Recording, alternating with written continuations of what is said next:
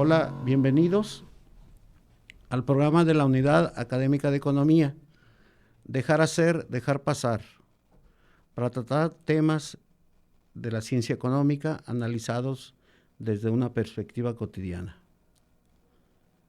Los saluda el maestro José Ramón Olivo, coordinador del programa de Economía.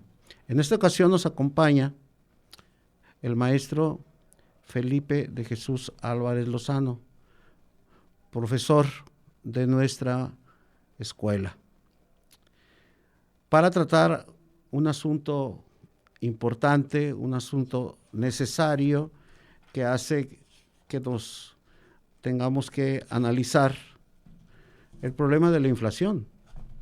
La inflación se reconoce en lo cotidiano que pues es un problema o un fenómeno económico que se traduce en movimientos en los precios de los bienes y servicios.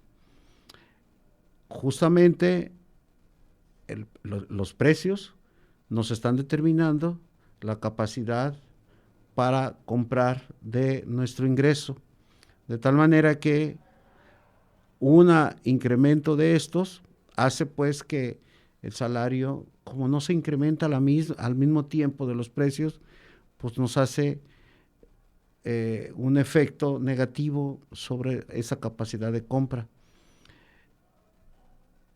Reconocemos que los salarios de la gente que tiene su salario seguro, su ingreso seguro, que tiene un empleo formal, pues se complica pues que ajuste el salario para las necesidades básicas, no solamente para la alimentación, sino para vivir en una sociedad o en una comunidad o en una ciudad como esta. Imaginémonos entonces el ingreso que tienen las familias que no necesariamente tienen un empleo seguro, sino que se están manejando con un ingreso demasiado incierto cuando lo obtienen de algún negocio, de la venta de algo, de dar un servicio. Entonces todo esto hace todavía más problemático la vida de la gente. Pues y entre otras cosas, vamos a estar platicando con el maestro Felipe. Pues para empezar con esto, que tenemos un espacio bastante acotado en este programa, pues empecemos a platicar con el maestro Felipe respecto a la inflación y los elementos que impactan en el quehacer, en la vida de la gente. ¿Qué nos podías comentar al respecto, maestro Felipe? Sí, gracias. Buenas noches a todos.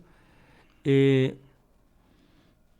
principio, a mí me gustaría iniciar conceptualizando o definiendo el término de inflación. ¿Qué es y qué no es la inflación? El concepto básico de inflación nos dice que es un aumento generalizado y sostenido de los precios. Eso hace que veamos a la inflación como un proceso y no como un momento. Es decir, como una variable que fluye a lo largo de un periodo y que a lo largo del periodo los precios están moviéndose al alza continuamente. La inflación es un proceso de esta manera y es diferente de lo que es un ajuste de precios. Algún precio, por situaciones determinadas, puede haber estado fijo durante un tiempo y en términos de se ha rezagado, podemos decir, su precio relativo, su precio en términos de su equivalencia con otros bienes y servicios, y puede sufrir un ajuste. Ese ajuste del precio no implica inflación. En principio, por eso me parece interesante que diferenciemos lo que es inflación y lo que es un ajuste de precios. La inflación requiere que no solamente el ajuste de precio, sino que sea un proceso que perdure como un proceso de alza de los precios durante, al menos, ¿verdad?, un buen periodo de tiempo. Sin embargo, la inflación es parte inherente al funcionamiento del sistema capitalista. De manera que, si bien ahorita tenemos a la inflación como un término económico de moda, se está discutiendo otra vez, y que las generaciones de jóvenes del siglo XXI habían crecido básicamente en un ambiente de estabilidad de precios, quienes ya tenemos muchos más años desde el siglo pasado y que además estudiamos este tipo de cuestiones, pues en realidad uno no deja de sorprenderse de por qué una inflación como la que tenemos, menor a 2 dígitos, representa una preocupación tan grande de la política económica del gobierno federal, que es realmente quien maneja la política económica. A nivel de los estados puede haber algún tipo de medidas, pero la política económica es de impacto o de alcance nacional. Entonces, una inflación como la que tenemos, que como hace un momento platicábamos, maestro Ramón, decíamos, la última cifra que nos presenta el INEGI, ¿verdad?, el responsable de la estadística económica de este país, dice que durante febrero el Índice Nacional de Precios al Consumidor, que es el indicador de la inflación, anualizado llegó al 7.64%, es decir, de 1 de marzo del año pasado al 28 de febrero de este año. Sin embargo, el avance de la última quincena, como tenemos datos quincenales, fue de 0.64%. De persistir esta tendencia, que se ha ligeramente desacelerado, dice el gobierno, podemos terminar con una inflación menor a 2 dígitos e incluso, de seguir esta tendencia, hasta menor con algunas décimas con la que terminó el 2022, que fue superior fue cercana al 8%. Una inflación de 7.6 anualizada es preocupante. ¿Por qué preocupa una inflación de 7.6? Cuando decíamos, quienes tenemos la historia económica de los últimos 50 años en México, sabemos que el proceso inflacionario empezó a ser noticia en México a partir del gobierno de Luis Echeverría, en la parte final. Y la más alta inflación se vivió durante el gobierno de el último año de López Portillo y el segundo o tercer año del régimen de Miguel de la Madrid. En este país nunca ha llegado al 100% la inflación. Lo más que tuvimos como inflación efectivamente registrada fue cercana al 100%, al 97% en el último año del gobierno de López Portillo. Y anualizada estuvo a punto de llegar al 156% en el tercer año del gobierno de Miguel de la Madrid. Sin embargo, se tomaron una serie de medidas que impidieron que esa cifra que se vislumbraba anualizada de 156 se materializara. Y terminamos con inflaciones también inferiores al 100%. Todo el gobierno de Miguel de la Madrid, que fue el periodo de más alta inflación en México. Entonces ahora decimos, tenemos una inflación anualizada del 7.6 y es un grave problema. Bueno, en un contexto donde los precios habían estado relativamente estables, pues parece sorprendente. Pero no nos debe sorprender porque es parte del funcionamiento del sistema económico. El problema está en, por un lado, las mediciones que se registran, porque el 7.6 es una medición, y cuál es el índice con el que realmente podemos medir el grado de afectación que tienen la sociedad mexicana, que es tan diversa y que tiene una desigualdad en términos de ingresos también muy marcada. Sí, fíjate, maestro, en cuestiones de esto, de lo que estás comentando, que es algo inherente pues al mecanismo, al funcionamiento de la economía, el proceso de la inflación, el fenómeno de la inflación. Aquí la cuestión es cómo este problema de la inflación está de alguna manera, te está indicando algunas cosas. Y de todas maneras, el hecho de que tengamos un control más o menos bien establecido sobre este proceso, pues determina de alguna manera que se desarrollen proyectos, planes, programas económicos en el corto y mediano plazo. O sea, como una empresa que pues hace una semana, ¿no?, que por ahí se va a instalar en nuestro país la empresa número 1 de producción de vehículos eléctricos, con una gran inversión, creo que son varios miles de millones de dólares, está estableciéndose acá bajo una situación más o menos controlada de una economía, que uno de los fenómenos, pues lo acabas de comentar, la inflación, y que la inflación tal y como la vemos, pareciera que se está permaneciendo de una manera, su tendencia se ha vuelto un poco con una pendiente un poco horizontal, un poco no ha crecido tanto. Esto hace pues que se planeen cosas, esto hace que la inversión de proyectos, de recursos que se estén queriendo hacer, pues se empuje por ahí. O sea, te da cierta idea de qué es lo que va a pasar este año o el próximo año. Entonces yo creo, como comentas, maestro, el caso de este fenómeno de la inflación, pues es algo inherente que toda la vida ha pasado, ¿no? Del movimiento de la oferta y la demanda, y esto hace los niveles de producción y todo eso, hace pues que la inflación esté ahí puesta siempre. Y de tal manera que un descontrol pues sí nos llevaría, como comentas, a lo largo de la historia de aquellos, de los años 70, los años 80, sí lleva mucha inestabilidad, lleva un problema de desempleo importante, lleva un problema del alcance del salario, pues mucha inseguridad, mucha incertidumbre entre la gente. Pero yo creo que el hecho de que alguien que observemos que los capitales invierten, pues algo nos está diciendo, ¿no?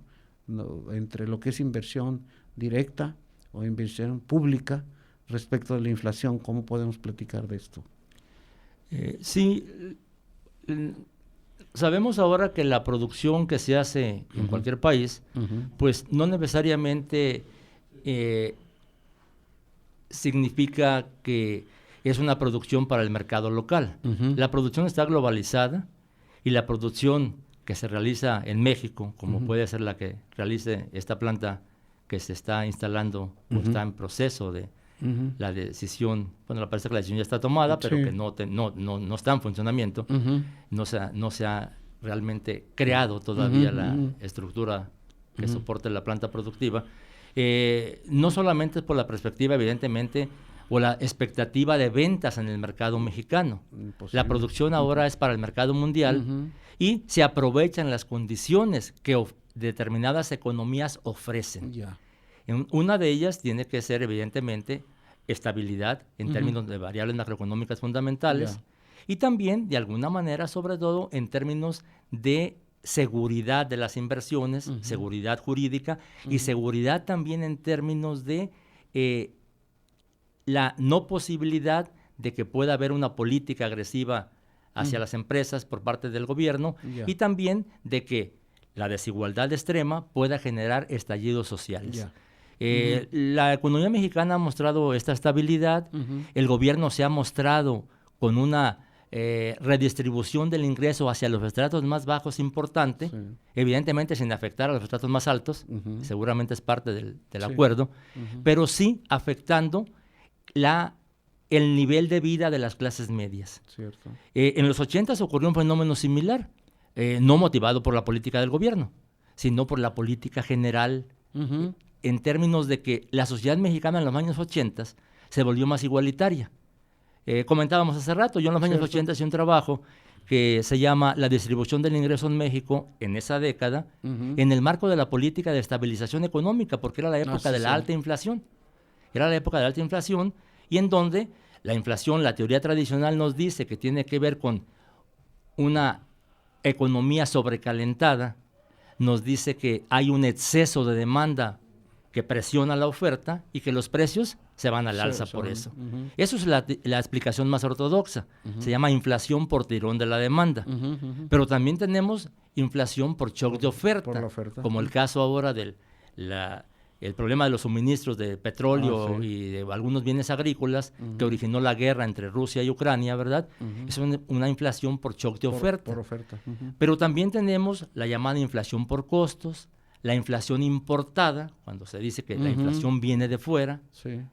que localmente hay estabilidad de precios, pero que las importaciones son los que encarecen los productos, que no es el caso, dada una moneda fuerte que en este caso tenemos. Cierto, no, pero no es el también caso. en los 80s, ante el fracaso de toda la política económica para combatir la inflación, se empezó a hablar de la llamada inflación inercial. Y la inflación inercial, que en los 80s asistimos, como seguimos asistiendo, Zimbabue es un ejemplo reciente de las inflaciones de 4 dígitos, ¿verdad?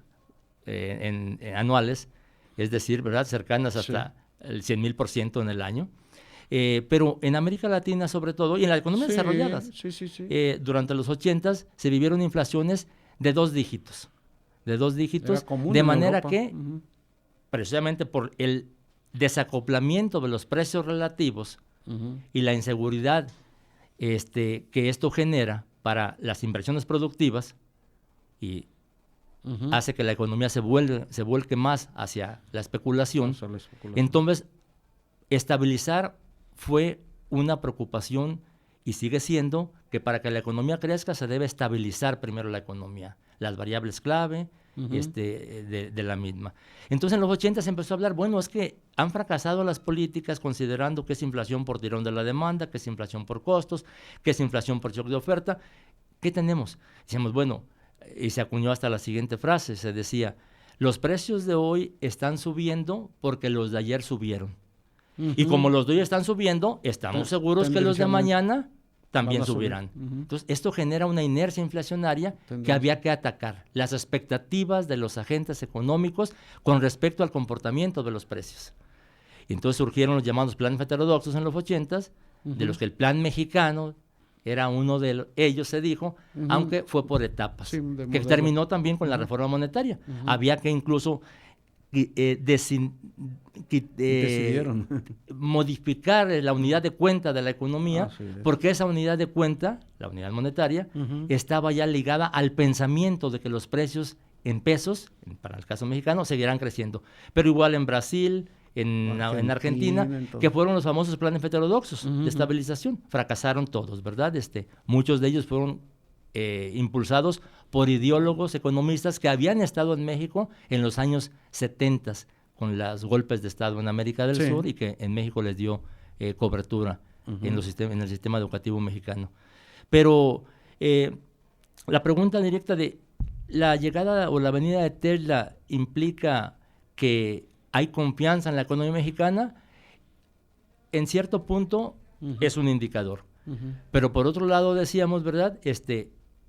La seguridad de los capitales para inversión es el móvil es la rentabilidad. Así es. Saben que producen para un mercado mundial y que, en todo caso, el país debe ofrecer cierta estabilidad macroeconómica, garantías en términos de no atentar contra la propiedad privada, garantías en términos de que la desigualdad no crezca tanto de manera que pueda generar estallidos sociales, y en este momento la sociedad mexicana también se ha vuelto más igualitaria, pero en general a la baja, como ocurrió en los años 80.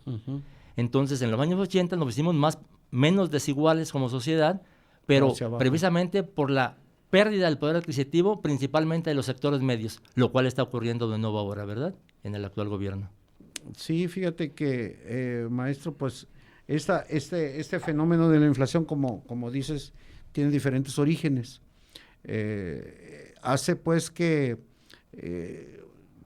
haya, pensando pues del año 2000 para acá, haya este fenómeno, genere entre muchos de los sectores de la población cierta incertidumbre, cierta inseguridad, lo cual en la realidad, como lo comentas, pues es algo que está bajo control, podemos pensar, que tenemos un nivel de inflación todavía bastante normal, podemos pensar, no no de previo a la pandemia, que andamos más abajo. Derivado de la pandemia, pues se generan los problemas de las cadenas de suministros y todo eso, todas esas cosas que hacen que hay un problema de producción, de oferta, y cuando alcanza a empujar la economía a ya generarse empleos, pues obviamente que lo que alcanza rápidamente es que la demanda te puede estar generando un problema de inflación en ese punto. Aquí la cuestión es, ¿qué pasará entonces? Pensando en esa vinculación regional, local y nacional, o sea, esa cadena, esa relación de la economía y que impacta acá en lo local, donde nuestra economía pues está enfocada 100%, tiene una orientación, aunque su vocación es en el área primaria, pero realmente su actividad es en bienes y servicios. ¿Cómo entonces podemos pensar que este fenómeno, que como comentas no es de tan alarmante, pero que lo que comentas también es importante, la cuestión de esas generaciones, pues que les está tocando trabajar, que nacieron por ahí a principios de los 90, ahorita ya tienen 30 años de edad, y que ya están trabajando, que ya están directamente en el PEA, en el producto, en la población económicamente activa, pues esa generación está de alguna manera como inmersa en una situación de angustia, podemos pensar, con que los medios, la situación que se comenta a diario, la meritocracia, la gente pues que de los medios que dicen acerca de la inflación, pues impactan en la generación esta de trabajadores jóvenes, ¿no? De 30 años de edad, 20 y tantos de edad, 35 años de edad, que están plenamente en trabajo, en el trabajo, y que los pone nerviosos este tipo de fenómenos, ¿no? ¿Cómo pensaríamos ese fenómeno acá entre nosotros, entre la localidad, entre el Estado? Sí, la inflación afecta evidentemente a quien recibe ingresos fijos. Sí. En términos de la teoría ortodoxa, si los salarios o los ingresos de las personas crecieran al mismo ritmo, no habría ningún problema. Ningún problema. La teoría incluso, usando eufemismos, dice que las funciones de demanda son homogéneas de grado cero en precios y renta, de tal manera que el crecimiento de precios y de ingreso en la misma proporción no afecta el poder adquisitivo, ni tampoco desalinea los precios relativos. Sin embargo, la inflación afecta de manera diferenciada, según la posición a partir de la cual se percibe el ingreso, o el ingreso principal en todo caso, y también según el nivel de ingresos. La inflación el índice de inflación es un promedio. Un promedio, el INPC en México, ¿verdad?, que considera algo así como 100,000 productos nacionales, ¿verdad?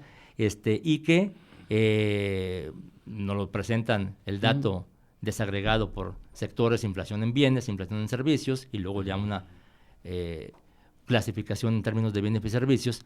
Pero, pues, con los niveles de salario que, insisto, con este gobierno han aumentado los salarios mínimos, ¿verdad? Sobre todo, se han más que duplicado en los 4 años que le ha tocado fijar salarios mínimos al actual gobierno. Bueno, no los fija, pero que junto con la comisión, que es la que los establece, sigue siendo un salario muy insuficiente, muy por debajo. Claro.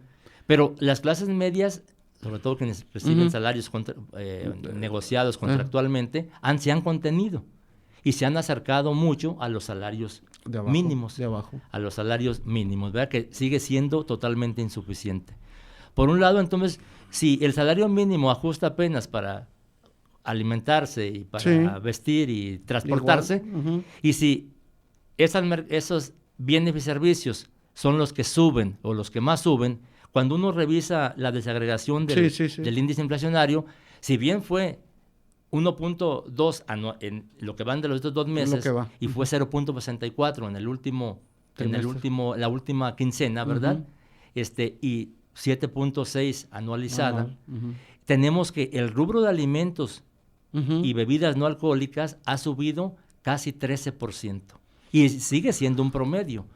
Cuando a alguien le aumentan, ¿verdad?, en lo que gasta, que debe ser el índice relevante para él, no el INPC, que es un indicador de todo el sistema económico.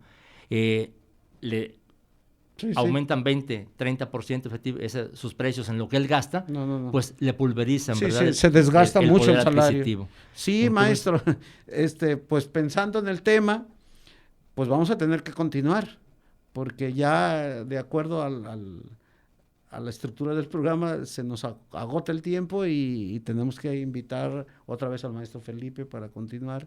Y bueno, pues son el tema de la Escuela de Economía. Son la escuela de economía donde se trata de este tema de manera cotidiana, en los pasillos, entre los alumnos.